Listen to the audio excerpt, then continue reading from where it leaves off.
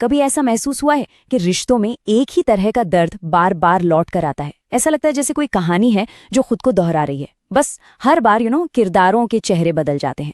तो चलिए आज इसी पहेली की तह तक चलते हैं। ये एक ऐसा सवाल है जो शायद कई लोगों के दिमाग में घूमता होगा कि भाई चाहे कितनी भी कोशिश कर लो, किसी नए इंसान के साथ एक नई शुरुआत करो, पर कहानी का अंत हमेशा उसी एक मोड़ पर आकर क्यों रुक जाता है? वही जानी पहचानी सी निराशा, वही अकेलापन। मतलब आखिर ऐसा होता क्यों है? देखिए, जब हम उस पैटर्न के अंदर होते हैं ना, तो हर बार वो झगड़ा या वो सिचुएशन एकदम नई लगती है। लगता है कि अरे इस बार तो वजह अलग थी, उनके शब्द अलग थे, हालात भी तो पहले जैसे नहीं थे।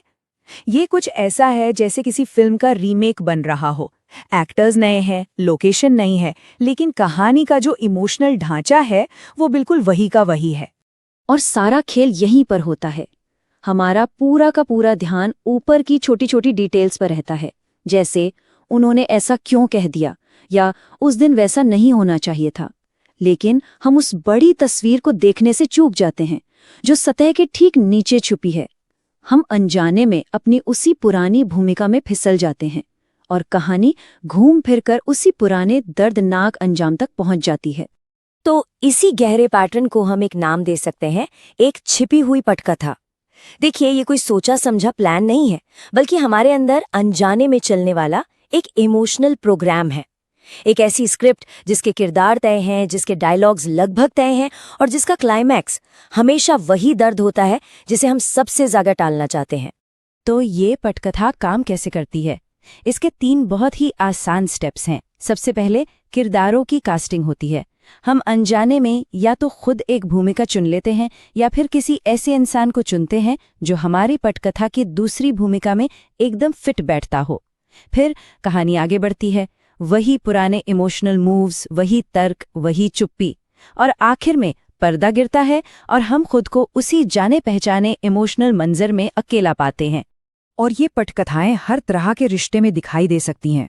रोमांस में ये बचाने वाले और टूटे हुए इंसान की कहानी हो सकती है, जहां एक पार्टनर हमेशा दूसरे को ठीक करने की कोशिश में लगा रहता है। परिवारों में ये अपराध बोध और कर्तव्य का खेल हो सकता है, जहां हर मदद के बदले एक इमोशनल कर्ज चुकाना पड़ता है।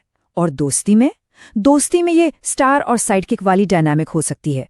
यहाँ एक दोस्त की जिंदगी हमेशा ड्रामा का सेंटर होती है और दूसरा बस सुनने के लिए बना होता है।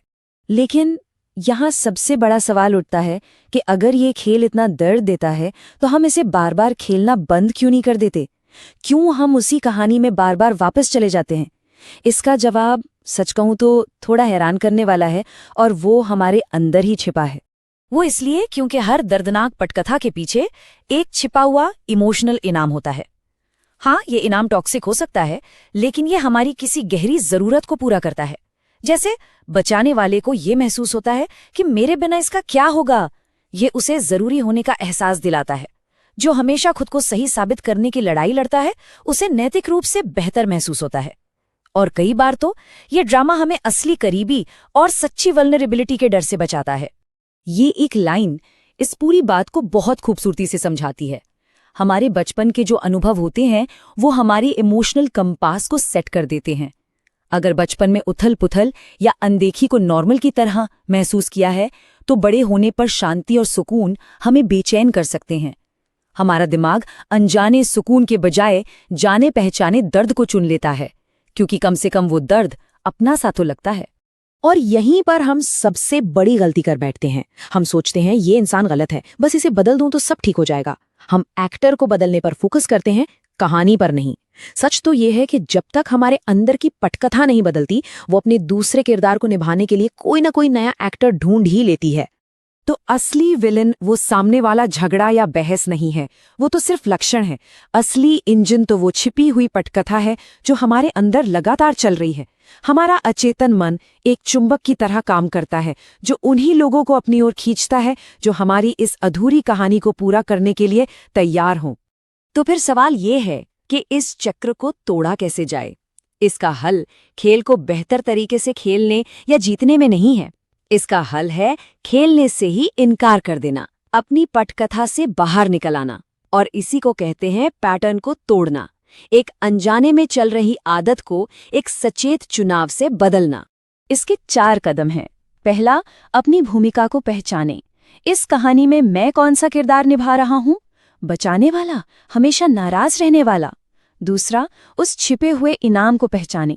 इस भूमिका को निभाने से मुझे अंदर ही अंदर क्या मिलता है? कंट्रोल या सही होने का एहसास? तीसरा, अंजाम को पहले से ही देख लें। क्या मुझे पता है कि ये बातचीत किस मोड़ पर जाकर खत्म होगी? वही निराशा? और चौथा, जो सबसे मुश्किल कदम है, इस बार वही पुराना डायलॉग बोलने के बजाय एक नई लाइन चुने, एक अलग रिएक्शन दे या शायद सिर्फ चुप रहे। और आखिर में ये समझना जरूरी है कि असली आज़ादी इस खेल को जीतने में नहीं है, बल्कि ये महसूस करने में है कि ये खेल खेलना ही जरूरी नहीं है। दर्दनाक पैटर्न हमारी खराब किस्मत की वजह से नहीं दोहराए जाते, वो इसलिए दोहराए जाते हैं क्योंकि हमारे अंदर की पुरानी पटकथा अभी भी चल रही है। असली आज़ादी तब मिलती है जब हम अपनी कहानी के एक्टर बनने के बजाय उसके लेखक बन जाते हैं।